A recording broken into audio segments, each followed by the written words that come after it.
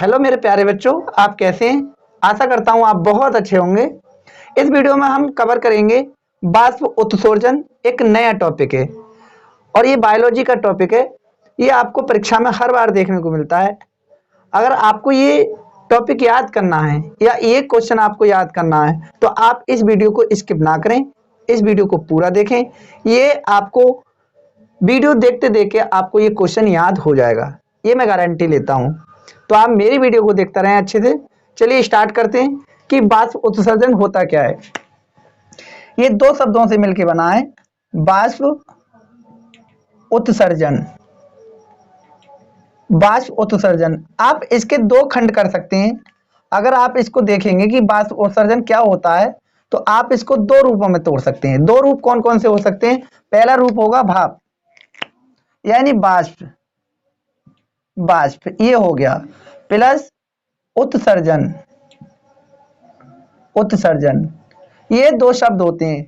इसका मतलब होता है भाप और इसका मतलब होता है उत्सर्जन। का मतलब होता है अवशिष्ट पदार्थों का बाहर निकलना या किसी भी चीज का बाहर निकलना। तो निकलने से मतलब होता है इसका निकलना, निकलना। अब निकल क्या रहा है, इस टॉपिक को हम समझेंगे कि निकल क्या रहा है। भाई भाप कौन बनता है? भाप तो पानी ही बनेगा। क्या बनेगा? भाप हमारा पानी बनेगा या फिर जल बनेगा। ठीक है, जल या पानी दोनों ही एक ही बात है, आप अलग अलग मत समझना। तो दोनों एक ही बात है कि भाप बन के कौन उड़ेगा? बाष्प बन के कौन उड़ेगा? पानी उड़ेगा। और निकलना, निकलना का मतलब है कहाँ? उड़ना या चला जाना है। तो अब ये हम देखेंगे कि वृक्षों में या हरे पौधों में पानी का उत्सर्जन होना। तो कैसे होना उत्सर्जन? कि जब क्या होता है कि पौधों से पानी बाहर निकलता है या उड़ जाता है भाप बन के, उस प्रक्रिया को हम क्या कहते हैं? बाष्प उत्सर्जन कहते हैं। ठीक है, तो इसको अच्छे से लिखेंगे। आइए देखते हैं, स्टार्ट करते हैं। वह क्रिया जिसमें हरे पौधे अपने भागों से अतिरिक्त जल बाहर निकालते हैं बाष्प उत्सर्जन कहलाता है। तो बाष्प उत्सर्जन की हमने डेफिनेशन देख ली, आपको पता लग गया। अब इसका इंपोर्टेंस देखेंगे, इसकी महत्व देखेंगे कि महत्व क्या होता है। वैसे आप इस शब्द को जानेंगे समझेंगे तो क्या होता है ये बाष्प उत्सर्जन। बाष्प उत्सर्जन क्या है कि बाष्प का मतलब होता है भाप और उत्सर्जन का मतलब होता है निकलना। तो भाप का निकलना ही क्या कहलाता है? उत्सर्जन कहलाता है। यानी पानी का भाप बन के उड़ जाना, पानी का भाप बन के उड़ जाना क्या कहलाता है? बाष्प उत्सर्जन कहलाता है। ठीक है, तो आपको समझ महत्व में देखेंगे। महत्व इंपोर्टेंस क्या होती है? बाष्प उत्सर्जन क्यों हमारे लिए इंपोर्टेंट है, क्यों महत्व इसका ज्यादा है, बाष्प उत्सर्जन से क्या होता है, पौधों के लिए क्यों जरूरी है। तो देखेंगे कि बाष्प उत्सर्जन एक बुराई है। वैसे तो ये बुराई है क्योंकि इसमें क्या होता है, जल भाप बनकर ऊपर उड़ जाता है। पौधे जो होते हैं उनकी जो आंतरिक भाग होते हैं उनसे भाप बना जल और ऊपर उड़ गया।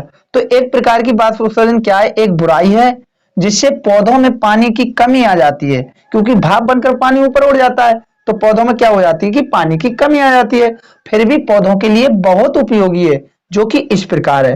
किस प्रकार है? आगे आगे देखेंगे, अभी पता लग जाएगा कि वो किस प्रकार से। इसका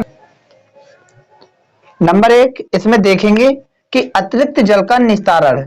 अतिरिक्त जल का निस्तारण, पौधों के शरीर से अतिरिक्त जल पराशरव द्वार से क्या होता है? बाहर निकल जाता है। जो अतिरिक्त जल होता है, तो हेडिंग नंबर एक देख लेंगे कि हेडिंग में क्या है।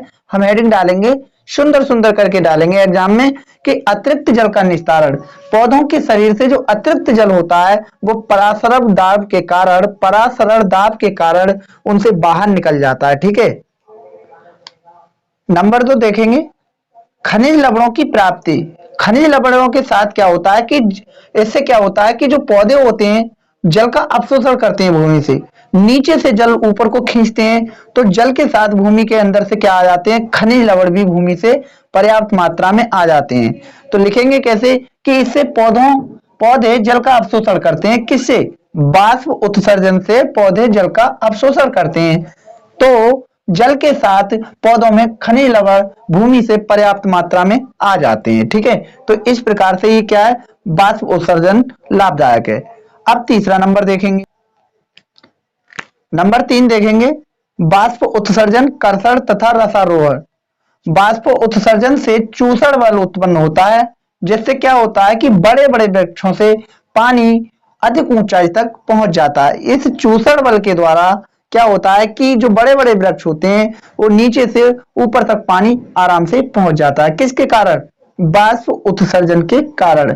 हम इसके महत्व को देख रहे हैं आराम से। जो आपको हेडिंग ही याद करनी है, आप जैसे ही हेडिंग को याद कर लेंगे आपको उसका अर्थ समझ में आ जाएगा कि क्या रहा है। ठीक है, तो अब नंबर 4 देखेंगे। नंबर 4 देखेंगे। नंबर 4 में आप देखेंगे ताप का नियमन। ताप का नियमन क्या है कि ताप को ये बैलेंस रखता है। बाष्प उत्सर्जन के कारण क्या होता है, ताप बैलेंस रहता है। इससे पौधे जो झुलसने से क्या होता है, बच जाते हैं। जो पौधे होते हैं इससे क्या होता है, झुलसने से बच जाते हैं। जैसे हमारे वातावरण में, एटमॉस्फेयर में चारों ओर क्या होती है, ठंडक पैदा होती है। जब ठंडक पैदा होगी, जब ठंडक होगी हमारे वातावरण में चारों ओर, तो पौधे झुलसने से खुद में खुद बच जाएंगे। ठीक है, आपको ये समझ में आ गया। अब नंबर 5 देखेंगे, जल का समान वितरण। बाष्प उत्सर्जन से जल पौधों के सभी भागों में समान रूप से बढ़ जाता है, यानी वितरित हो जाता है। सभी भागों में जितने भी पौधों के जितने भाग होते हैं, जितने भी मतलब ब्रांचेज होती हैं, शाखाएं होती हैं, ये बाष्प उत्सर्जन के कारण क्या होता है कि पौधों के सभी भागों में क्या हो जाता है, जल समान रूप से क्या हो जाता है, वितरित हो जाता है।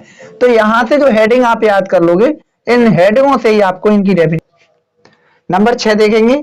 इसमें देखेंगे फलों में शर्करा की सांद्रता। फलों में शर्करा की सांद्रता क्या होती है कि जब फलों में शर्करा की सांद्रता बढ़ जाती है, किसके कारण?